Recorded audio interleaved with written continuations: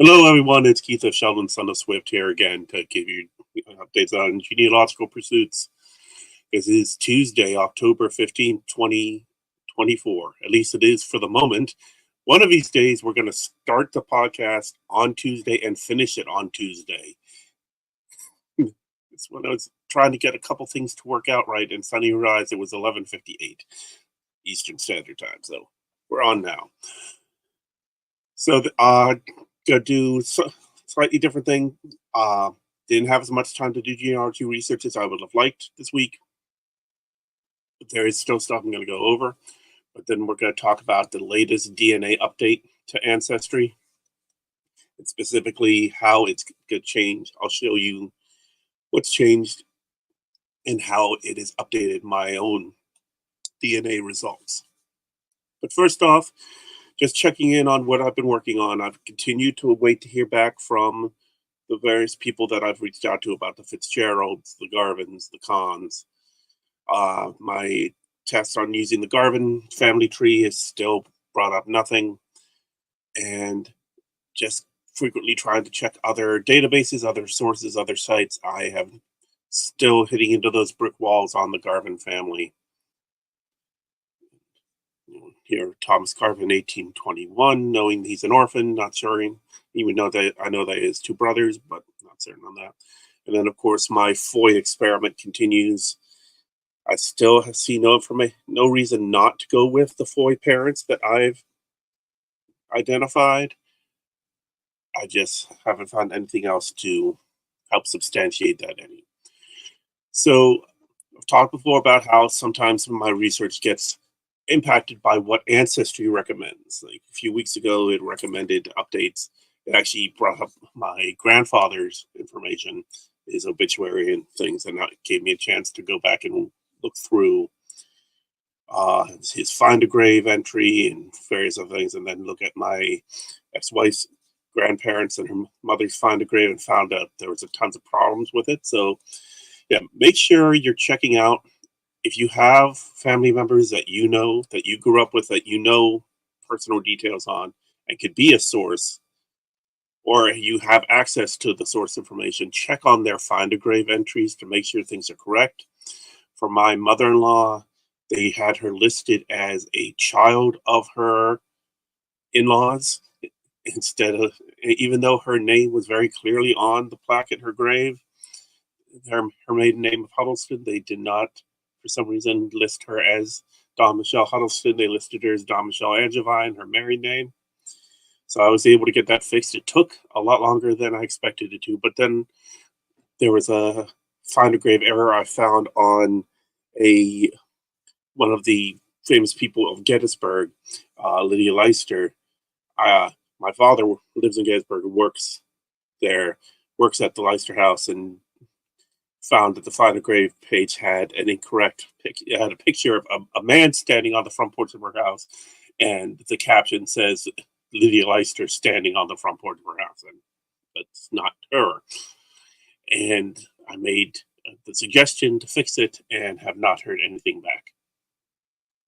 But in the case of my in-laws, I was able to get in there and fix various issues, upload obituaries, add the pertinent information to make the information not only more accurate, but also more abundant, so that if there is anyone doing research, even though there isn't a lot of cousins or anything on that side of the family, I know that the information is correct on there, and hopefully that'll help people in the future that might need to do research.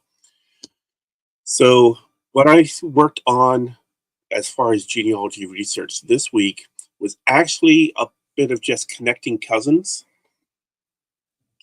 So I have the Shovlin tree going back. My grandfather, John Francis Shovlin, his father, John Francis Shovlin, and his father, John Francis Shovlin. So that's the first, second, and third. Now I'm currently in the process of tightening up my genealogy research to publish, and the first volume will be John Francis Shovlin II, born 1897. But today I was looking at his siblings. So what we're going to do is go to the profile for John Francis Shovlin I, born Stockton, Luzerne County, Pennsylvania. Passed, died in Athens, Bradford County in 1947. So he was married to Margaret Ann Garvin, who I've done a lot of research into trying to track down more on. But she died in 1899. He then remarried a woman named Mary Ann Mellon, and they had a child, Anne Elizabeth Shovlin. Now, Mary Ann also was a widower. She had been married to a man, his last name was Bonner, and had a son, Cletus Bonner. And in fact, growing up, we had an image of my great of John Francis Shovlin the first and my great great grandfather and his son, John Francis Jr., my great grandfather, and Cletus Bonner hanging on the wall of my home growing up. So it was always interesting. I had, these, and I knew my grandfather, and this was his father and his grandfather, and then grand, his not not even uncle. He was just not. He was part of the family. He wasn't adopted by my great great grandfather. He just basically was taken in on by him. So I actually had this wrong in the tree. For some reason, I had Cletus Bonner listed as a son of John Francis Shovlin and Mary Mellon, but I fixed that today and put Bonner in there. And so far, nothing from Ancestry connected together. Now, I did find, while looking at Mary Ann Mellon, I had her father, John Mellon, and her mother, Anne. And in looking, I did get the hint that her mother's last name was Johnson, the very common English surname. Now, that was just a brief aside for today on going into the Mellons, but more of the research I did was just filling in, going back to John Francis Shovlin here, more about his children. I already had done research in the past on Marianne Molly Shovlin, who became Marianne Cahill. And in fact, I have a picture of my great great grandfather with Marianne Cahill and her son Eugene. That was when he was later in life. And then the my great grandfather's brother James. Now, this one, it came up as a hint. So I went ahead and decided to fill it in on James Joseph Shovlin, born 1895. I have it here as Athens, but most likely he was actually born in Luzerne County or Lackawanna County. And it gave me the 1940 census and the 1950 census, and of course we also have the find a grave here too. Now, I didn't have anything filled in for the family of James Shovlin. Like that's listed here, my great grand uncle. Now, I went ahead and filled it in because although these are distant cousins, this family I actually grew up near because James's son, William, born 1931, was mayor of the town of Midland, which was just down the road from my hometown of Beaver, Pennsylvania. So for most of my life, we knew my dad had grown up in Midland. My parents lived there when they first got married, and when my oldest brother was a baby, he lived there. And my step grandmother lived there. We would visit all the time. My dad worked there at the steel mill. Uh, but he had my cousin Bill was the mayor of the town, and we were close with their family. His son Chris is a sports caster and does play-by-play calls for Robert Morris University, and has done other sports over the years. And his daughters are my age, and I went to school with them. His daughters both went to high school with me, and in fact, I had a French class with his older daughter and broadcast journalism with his younger daughter. So even though they are, let's see, my cousin Bill was first cousin 2 times removed. His son Chris, I have the information blank here because of the fact he is living. See, second cousin 1 time removed, so that means his children would be third cousin.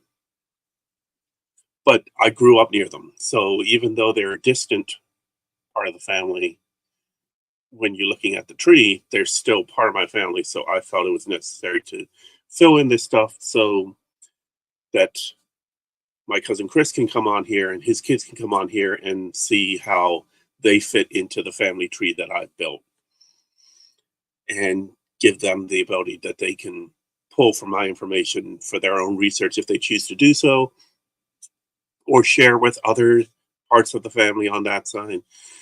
I've found every once in a while it's good to go down and look at, fill in siblings and fill in information about siblings, because that could lead to cousins that are doing their research being able to find me and find my work and be able to use that to, hopefully, if they find, they might have information, they might have a family Bible, they may have some records that would help me, but right now I'm not connected to them because they're a distant cousin from, say, my great great great grandfather's youngest sister, and I didn't have her married name or such going down. So this is a way of hopefully leading to being able to break down these brick walls, being able to find this additional information, because I'd have these cousins that I could hopefully connect with at some point. Excuse me. All right, so of course, adding to the family, that meant that I added James's wife, Margaret Burke, Bill's wife, Solomon Nahas, and of course my cousin Chris. And I kept his family details out of the tree for now, because those are all living, and being watchful for what information gets posted online and things like this. We don't want identity theft. We don't want somebody, bad things happening to my family because I dared to put their information out with family research. So now I'm going to pull out from this, and what we're going to do is uh, we're going to do a check-in on the Ancestry DNA. Now, I did this, oh man, several years ago. So let's see. We're going to go to the results summary. I'm going to say this was 2016 or 2017 that I did my DNA report originally, my DNA test. And it has been useful to a degree because I've been able to connect with cousins that I didn't know I had, but genetically they connected through the tree. Now, usually when I check this, it keeps on it being interesting what the percentages changes, but more, what are the trace origins that I don't typically have. Hold on, there's another. What's the thing? Oh, Terrence. No, I'm not filling in Terrence's mother's information. It's cousin Terrence who died shortly after birth, and okay, so it always interesting to see what percentage Irish, what percentage English. For a short time, there was Norwegian. For a short time, there was European Jew, which was quite a surprise when that popped up in the tree. So let's see what they now have for me now. Ancestral origins, West Virginia settlers. Yep, we had that. North Central Appalachia and Donegal, Ireland. Nice. And yeah, my father matches there. My father and his half sisters, Joni Coakley and Vicky Volio. All right, so it says 7 regions. So we're going to take a look and see what my updated regions are. Biggest update ever. So what happens is, as they get more information, and other people get their ancestry information in, and they have certain people that they track back as being, genetically from this area, so they become the standard.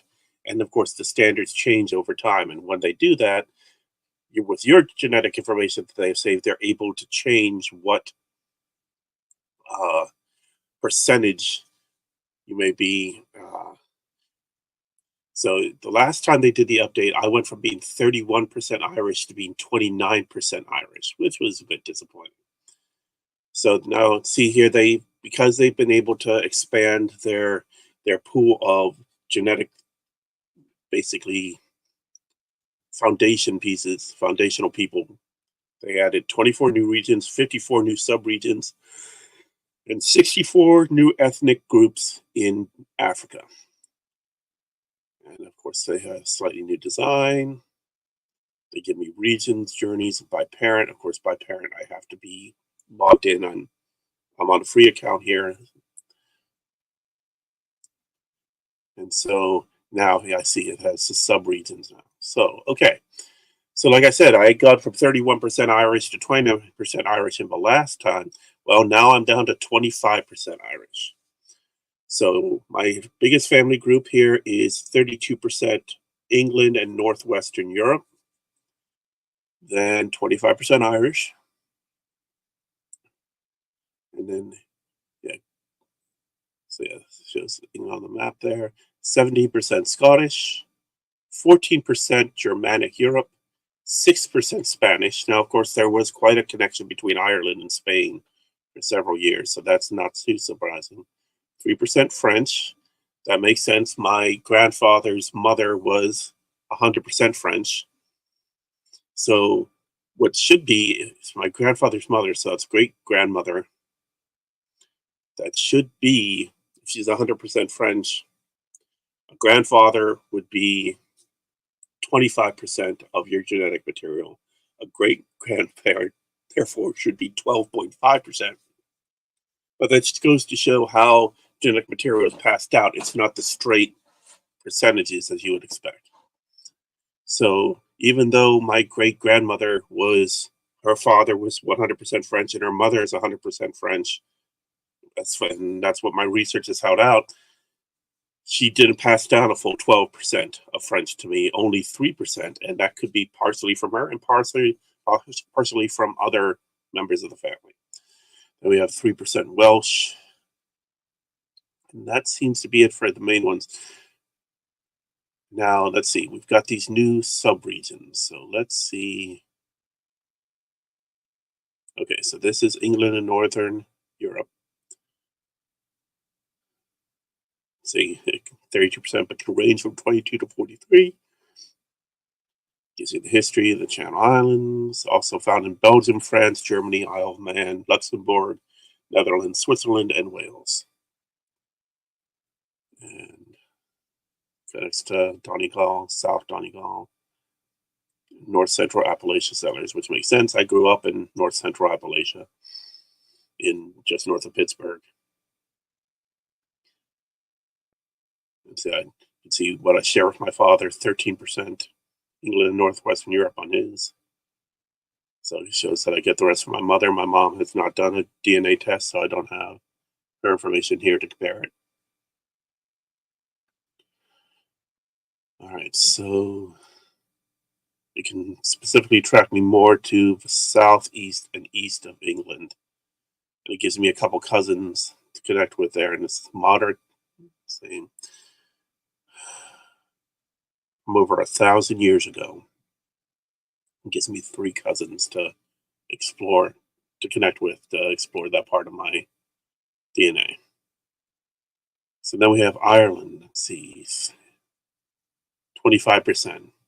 It is sad to see that keep cutting down. You can see Ireland there, and a little bit of Scotland, where the Irish, you had the partition of Northern Ireland, where there was rebellion. Some Irish rebels fled, and their lands were seized by the British government, and they settled Scots in that area, and that's partially why there's the Northern Ireland divide today.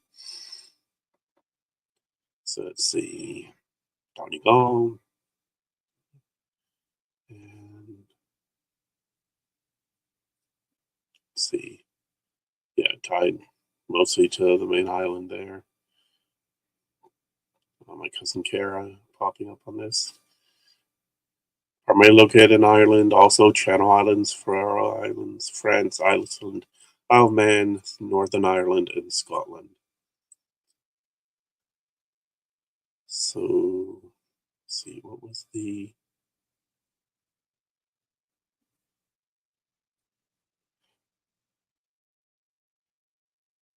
So yeah, they put me in Donegal from 1725 to 1975. I know with Shovlin family at least it was we came over in 1850,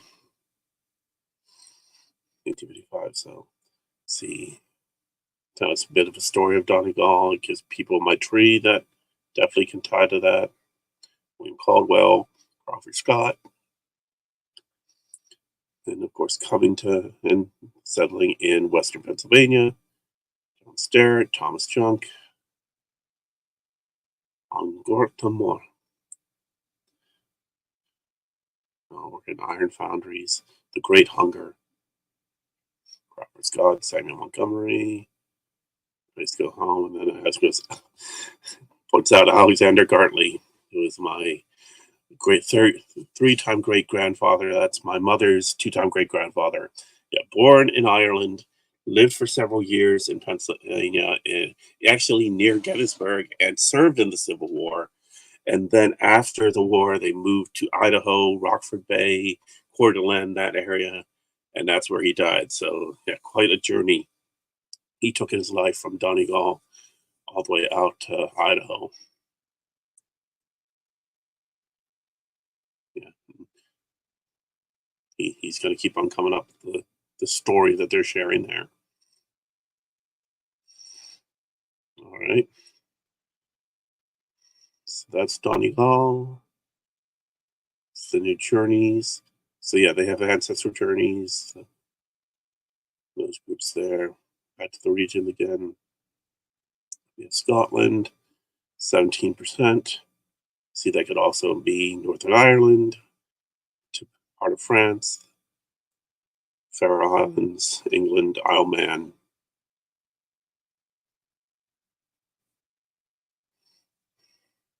All right. Then we have 14% Germanic Europe. Now that could be most, as you can see, that's most of Europe. Norway, Denmark, Poland, down to Moldova, Romania, and France. Yeah. Primarily located in Austria, Belgium, France, Germany, Luxembourg, Switzerland, but also founded in Czechia, Hungary, Netherlands, Slovenia. Need to update that in Czechia, change their name. That's my dad and his half sisters.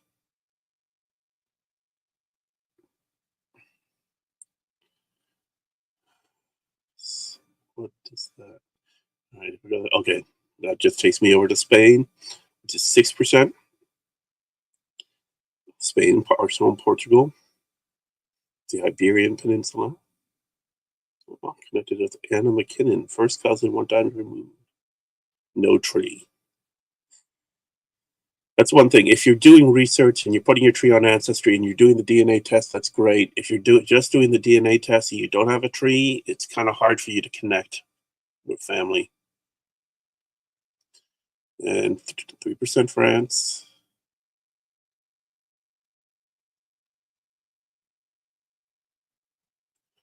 Also found in other Italy, Luxembourg, Spain, and Switzerland.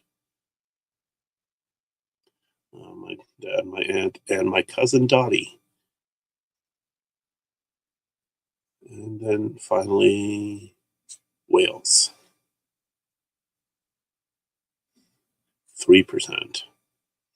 Wales, but also in England. So I get that through my paternal grandmother.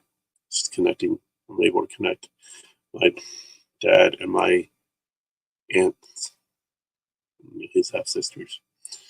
All right, so that's the latest update. You have journeys now telling the story. They had a version of that before. And then, of course, they give me matches from time to time that I'm able to connect with.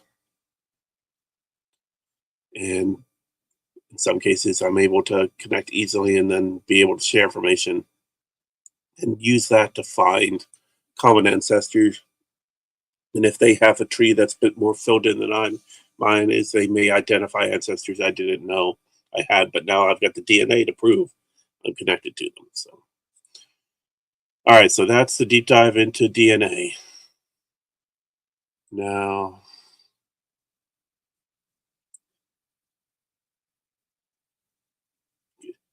Picking up back on a thing we were doing, I introduced last week, which is checking the Google alerts from my surname searches. So switching over to that, we've got this week for Angevine. Let's see, landfill manager Joe Angevine in southern Alberta. Angevine Avenue in Hempstead, New York. Several things there. One house? Yeah, one house for sale. It's just popping up on several things. Angevine Farm. Sad Angevine Farm was supposed to have a concert this weekend, but they had to cancel it because of the weather.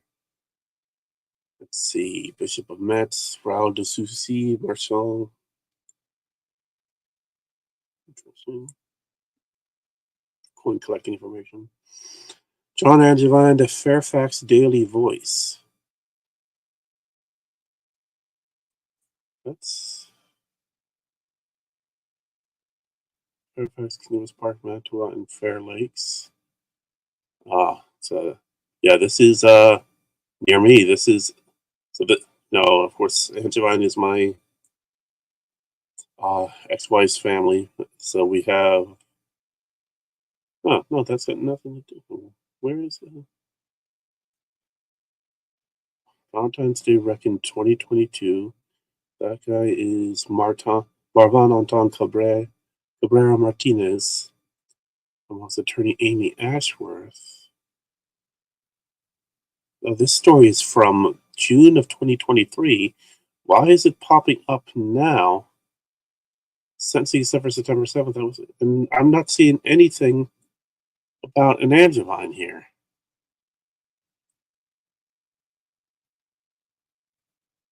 Oh, there we go. Struck the vehicle being operated by John Angevine, 82, was pronounced. Oh, yes, I do remember hearing about this story back in 2022 in Woodbridge, just south of me here in Morton, Virginia. So, okay. The conviction, but that conviction was over a year ago. Interesting. Okay. So then we have, let's see, Tibbles Angevine, the Super Clone Watch Channel, How to Lose Money with Shop, Angevine Promotions, Concierge of Angevine, YouTube, Guide to Buying Property in Abu Dhabi, Angevine Promotions, On parle ensemble, rencontre avec les missions locales, Angevine. That's latest Hindi and Bollywood songs. Okay. Second Life Marketplace, Storm to Angevine Gaunt. And then we have an obituary, Roberta Marjorie Steele Angevine, 1941 to 2024, Wash, Nova Scotia. And then another, Janice Feeble, probably Angevine, Shreveport, Louisiana. All right, so that's the Angevine update for this week. Let's take a look at the Shovlin. All right, first off, we have Michael Shovlin, attorney with Arthur Cox, LLP, pensions and employee benefits. Siobhan Shovlin of the Donegal Association, Dublin, asking her about who you think should be next to the Donegal Person of the Year on Letterkenny Live. Any majority group may nominate a person.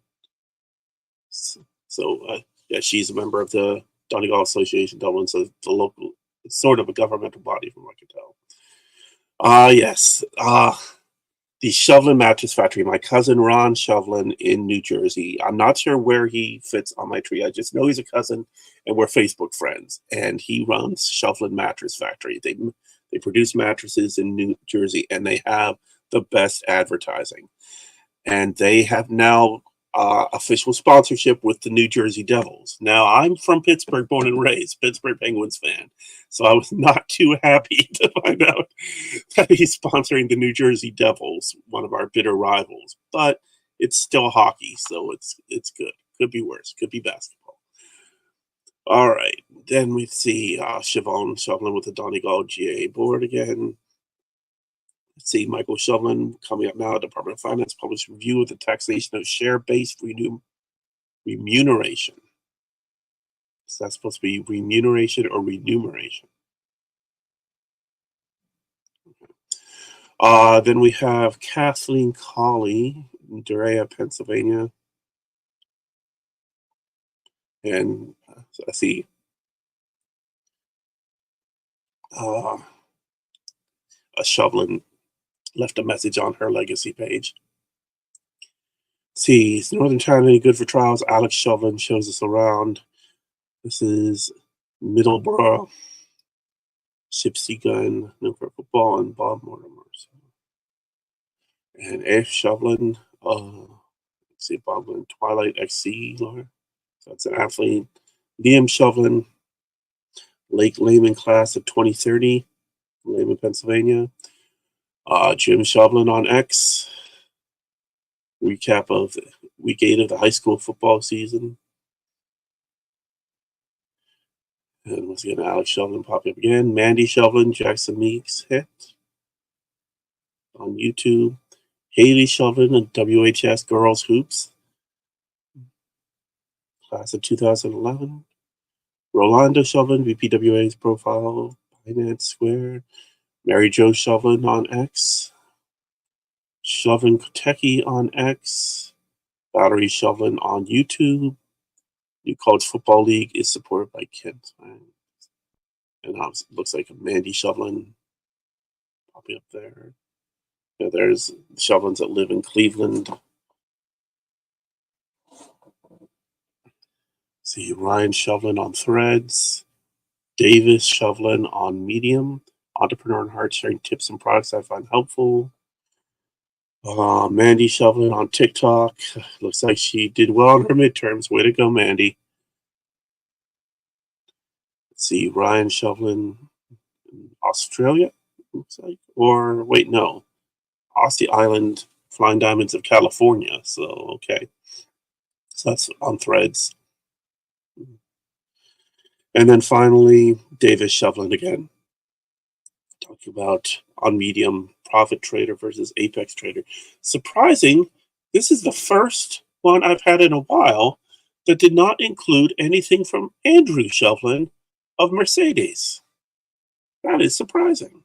I was disappointed that I don't have anything on this one, but hey, it's always interesting what you might find. Okay, so 33 minutes now, so time to wrap it up. Once again, I'd like to thank our sponsors for supporting us. First, we have Sticker Mule. If you're looking to produce high quality merchandise, stickers, there's other goods and things to hand out. They make bags, they make t-shirts, labels, magnets, buttons. Check out Sticker Mule. Like you can see the Son of Swift sticker that they made for me that looks beautiful and seems pretty resilient.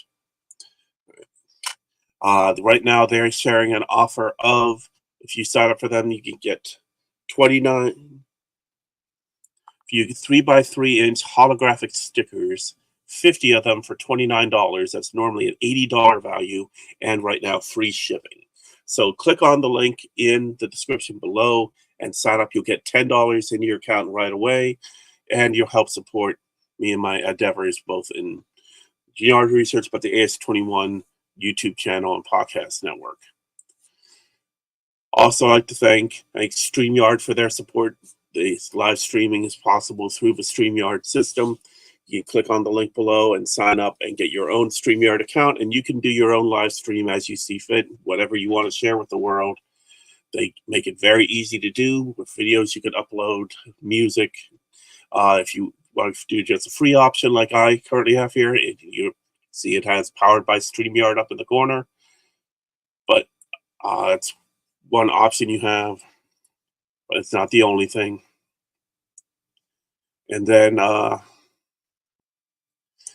final sponsor being TeePublic. You can check out our own TeePublic shop at teepublic.com/stores/Swift Art and be able to help us out there. Now, hold on, let me put this to stop sharing now. All right, so yeah, so And then you can sign up in the link below for your own T-Bone shop, and that way you can do your own promotions and put your art out there and get it printed on T-shirts, blankets, tapestries, and things, and make it available. And then you don't have to worry about overhead. You don't have to worry about production or storage. They take care of all that. They just pay you what a percentage of what sales you make. Remember, if you can reach out to me, we have the Son of Swift Tumblr where I do try to do updates on my genealogy research throughout the week.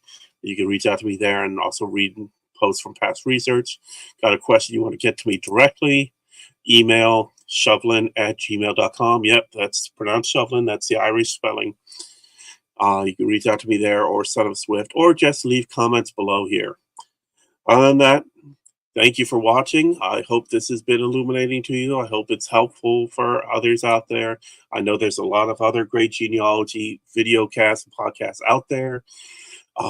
My goal here primarily is to share not only my experiences in training in research, but also to share the family information. So that's what my modus operandi is, and hoping that I can connect with cousins, connect with other family members. But that's all stuff, and I'm hopeful in the future. But for now, thank you for watching. I've been Keith F. Sheldon, Son of Swift, and be sure to come back every week, and hopefully I'll have more to share with you next week. All right, have a good night.